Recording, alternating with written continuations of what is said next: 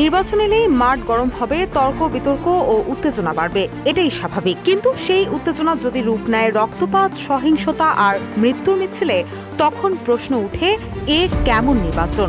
তফসিল ঘোষণার পরপরই রাজধানীর গুরুত্বপূর্ণ ঢাকা ৮ আসনে প্রার্থী ওসমান হাদির গুলিবিদ্ধ হয়ে নিহত হওয়া, শেরপুরে নির্বাচনী অনুষ্ঠানের সংঘর্ষে জামায়াত নেতা রেজাউল করিমের মৃত্যুর ঘটনা যেন এমন ইঙ্গিত দিচ্ছে। শুধু এই দুটি ঘটনাই নয়, গত কয়েকদিনে দেশের নানা প্রান্তে ঘটেছে একের পর এক সহিংসতা। নাটোরে ব্যানার পোড়ানো, নড়াইলে নির্বাচনী কার্যালয়ে আগুন, ভোলায়, পটুয়াখালী, গোপালগঞ্জ, শরীয়তপুরে সংঘর্ষ, লালমনিরহাট ও চুয়াডাঙ্গায় একাধিক ব্যক্তি আহত। বিএনপি ও জামায়াতের নেতাকর্মীদের মধ্যে বেশিরভাগ এসব ঘটনা ঘটেছে। ফলে নির্বাচনের আগে আইন শৃঙ্খলা পরিস্থিতি নিয়ে যে উদ্বেগ ছিল তা এখন আরও গভীর হচ্ছে।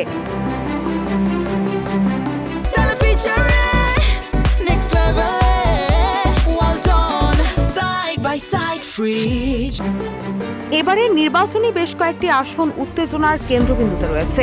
এদের মধ্যে উল্লেখযোগ্য রাজধানীর ঢাকা ৮ ও ১২, পটুয়াখালী ৩, ব্রাহ্মণবাড়িয়া ২, ঝিনাইদহ ৪ সহ বিএনপির বিদ্রোহী প্রার্থিতার আসনগুলোতে।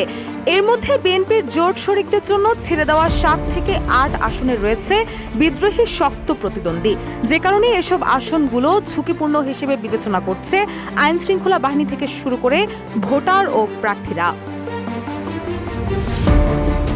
এদিকে ঢাকা ৮ আসনে মুখোমুখি হচ্ছেন বিএনপির হেভি ওয়েট প্রার্থী মির্জা আব্বাস এবং জামায়াত এনসিপি জোটের প্রার্থী নাসির উদ্দিন পাটোয়ারি। প্রচারণা শুরুর পর থেকেই চলছে পাল্টাপাল্টি অভিযোগ আর ব্যক্তিগত আক্রমণ। নাসির উদ্দিন পাটোয়ারি মির্জা আব্বাসকে গ্যাংস্টার, চাঁদাবাজ ও গডফাদার হিসেবে আখ্যা দিচ্ছেন। অন্যদিকে মির্জা আব্বাস অভিযোগ তুলেছেন এসব সস্তা জনপ্রিয়তা পাওয়ার কৌশল ও তার বিরুদ্ধে উদ্দেশ্য প্রণোদিত অপপ্রচার চালানো হচ্ছে।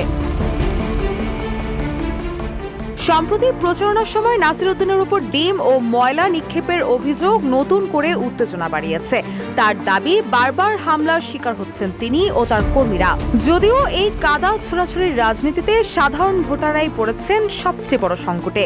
ভোট নিয়ে উৎসাহের বদলে বাড়ছে ভয়। ভোট কেন্দ্রে যাবেন কিনা এই নিয়ে প্রশ্ন এখন অনেকের মনে। এছাড়াও পটুয়াখালী ৩ আসনে বিএনপি জোটে প্রার্থী হয়েছেন গণ অধিকার পরিষদের সভাপতি নুরুল হক নূর। তার প্রতিপক্ষ স্থানীয় বিএনপি থেকে সদ্য বহিষ্কৃত প্রভাবশালী নেতা হাসান মামুন। প্রচারণা শুরুর পর থেকে কয়েক দফা হামলার ঘটনা ঘটেছে। এদিকে ব্রাহ্মণবাড়িয়া ২ আসনে বিএনপির জোট প্রার্থী হয়েছেন জমিয়তে উলামায়ে ইসলামের সহ সভাপতি মাওলানা জুনায়েদ আল হাবিব। আর এই আসনে পরিচিত মুখ বিএনপি থেকে সদ্য বহিষ্কৃত সাবেক এমপি রুমিন ফারহানা স্বতন্ত্র প্রার্থী হয়ে প্রতিদ্বন্দ্বিতা করছেন। প্রচারণার পর থেকে বেশ কয়েকবার ধাওয়া পাল্টা ধাওয়ার ঘটনা ঘটেছে। এদিকে নতুন রাজনীতির কথা বলা হলেও দেশব্যাপী এসব নির্বাচনী সহিংসতায় বাস্তবতা বলছে ভিন্ন কথা। ভোটের মাঠে যেন ফিরে এসেছে আবারও সেই পুরনো সহিংসতার সংস্কৃতি। হুমকি, হামলা, দোষারোপ আর প্রতিহিংসার রাজনীতি সব মিলিয়ে এই নির্বাচন যেন নতুন করে উদ্বেগ তৈরি করেছে। ভোট উৎসবের বদলে ছড়িয়ে পড়ছে আতঙ্ক আর অনিশ্চয়তা। প্রশ্ন একটাই, এমন পরিস্থিতিতে সত্যিই কি একটি অবাধ, সুষ্ঠু ও শান্তিপূর্ণ নির্বাচন হবে? রুশা আসর, নিউজ ডেস্ক, ইত্তেফাক।